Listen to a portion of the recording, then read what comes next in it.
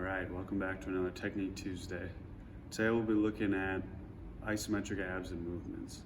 And what that means is probably one of the most important ab exercises you can do because it is going to develop your functional strength and balance and your core muscles. I think probably the first thing that's most important with this is to outline what we mean when we're talking about our core muscles or our core. What that means is imagine that your body is a 360-degree cylinder and your core is everything that stretches from your armpits down to your knees. So that includes pretty much all your back muscles, your hip flexors, quads, hamstrings, ab muscles, a little bit of your lower chest, all that good stuff. Those muscle groups are going to work together to give you stability and balance in terms of functional strength. Now, what do I mean when I say functional strength? I mean that a six-pack, while it looks great and everyone wants it, myself included, it doesn't necessarily guarantee a strong core.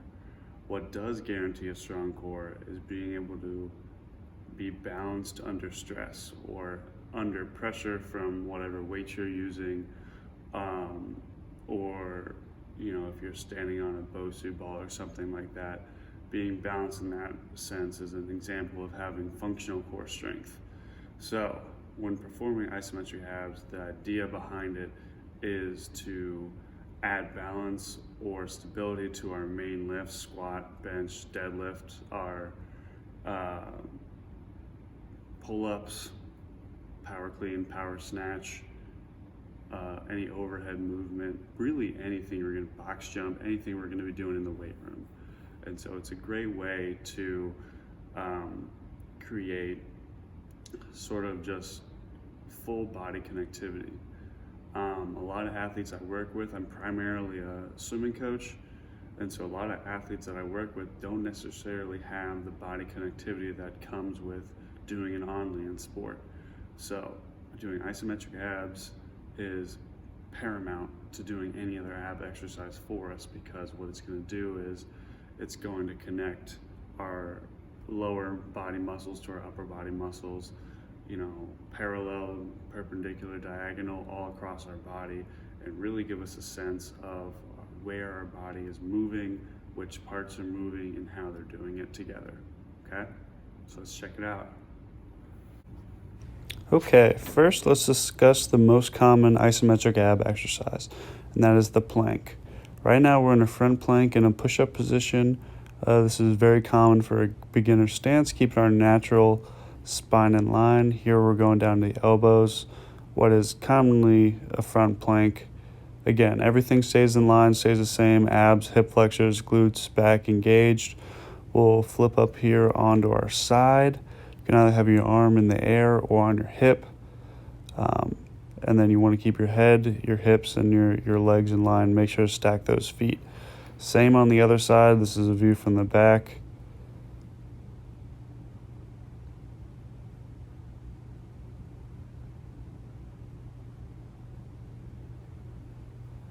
And then finally we'll have some supine planks.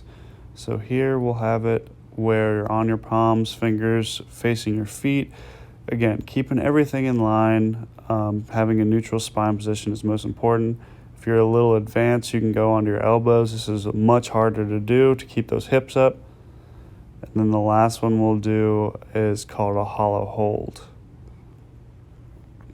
So here we have a hollow hold, arms at your side, and then if you're advanced, you can put them into a streamlined position, keeping those abs tight. Next, we'll go into dead bugs. It's important to maintain that lower back on the ground throughout the entire movement, so we'll check it here again. But we're going to move opposite arm with opposite leg, just nice and slow. Make sure to hold it there at the end. And then if you get good at this and are able to keep your lower back in there, we'll pull the shoulder blades off the ground and get a little bit more core activation.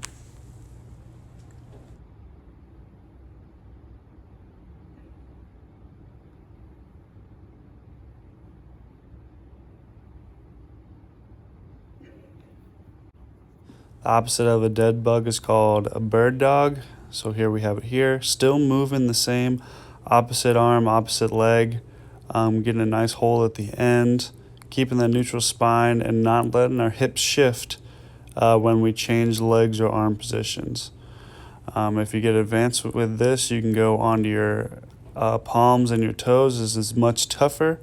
And if you're having difficulty knowing whether you're shifting, feel free to put like a tennis ball or something on your lower back that will move if you move. Okay, here we have a fire hydrant, working really on your hip flexors and your glutes here while keeping that core engaged. Just moving out to the side, not letting our hip shift, just like in the bird dog. You'll see it here from the front in a second. My range of motion isn't as good as a lot of people's are, but as you improve, you should be able to go out farther to the side without shifting your hips away from your center line. That's what's most important here.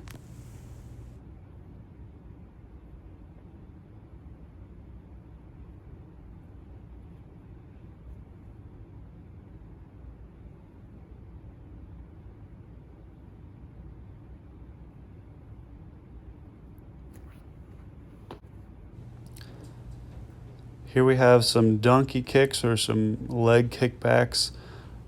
Same idea, not wanting the hips to shift over to one side and keeping that core engaged as we go through the whole motion. A similar movement to this, what we're going to do here in a second. Just a classic leg lift. We're really engaging the glutes at the top and make sure we're getting a nice hold.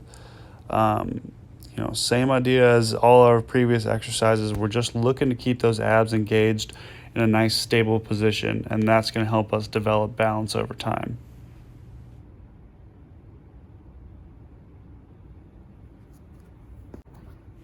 With swimmer holds, we're going to engage our glutes and our upper back in the same fashion as the dead bugs and the bird dogs, where we're moving opposite arm to opposite leg.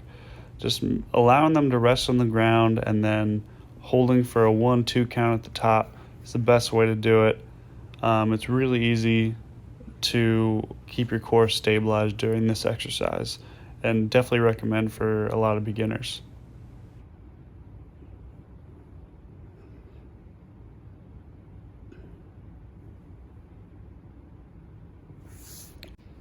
So we have two exercises as more of a dynamic isometric ab.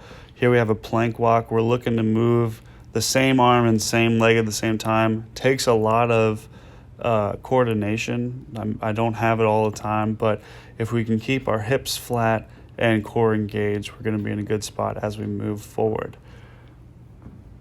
The second one we have is a bear crawl, so keeping that neutral spine and moving the same arm, same leg at the same time, keeping that core engaged and just moving forward. You can go backwards if you're a little more advanced.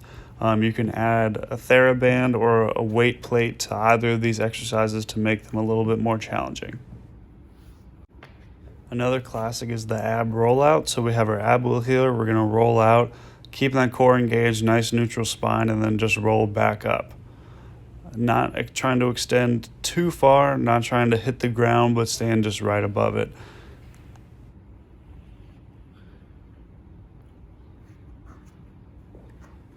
Here from the front, you're going to see that our hips are not changing to the right or left direction. We're just going straight forward, straight back. You can, for a more advanced version, go from your feet. That is really tough as you have a much farther range of motion. Last one, to have the chest engaged a little bit, we're going to do a pull-off press. So you're going to stand at a nice bent knee position. You're going to push out in front of you and bring it back in. You can also hold the band to your chest or out in front of you for an extended period of time for a different workout. All right, I hope you enjoyed what you saw there. As always, feel free to direct message us or leave a comment if you have any questions or anything like that you want to get more information on. Also, I feel like it's important to say, especially if you stayed to watch the whole video, again, thank you. But as a sort of unnecessary PSA, the coronavirus issue in our nation is getting out of hand, and I just want to hope that you guys are all wearing your mask and washing your hands and being safe.